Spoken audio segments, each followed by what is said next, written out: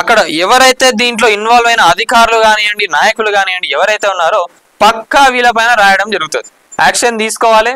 ఎందుకంటే government already Revanth Reddy గారు instructions ఇచ్చినా కూడా రేవంత్ రెడ్డి గారి ఆదేశాలు పాటించకపోవడం ఎంతవరకు ఇక ఘోరంగా ఉన్నదో అర్థం చేసుకోండి. ఇంకోటి ఏంటంటే అక్కడ ఉన్న మెడికల్ ఆఫీసర్ దగ్గరకు వచ్చి ఏమైంది దీనిపైన ఇంకా యాక్షన్ తీసుకోవట్లేదంటే మాకు కలెక్టర్ గారు చెప్పాలని అంటారు. కలెక్టర్ గారి దగ్గర పోతే ఏం కాదు, వాళ్ళ హ్యాండ్స్ అని ఉంటుంది, వాళ్ళు చేయండి అని అంటారు. మళ్ళీ డిఎస్ దగ్గర పోతే మేము వాళ్ళ చేతిలోనే ఉన్నదని డిఎం అండొచ్చు, వాళ్ళ పైన వదిలేసాడు అంతే.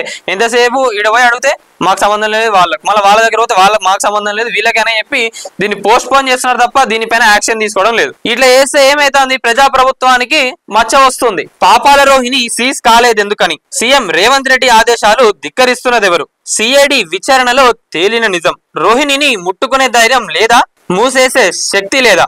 అలాంటప్పుడు జాబితాలో ఎందుకు చేర్చారు?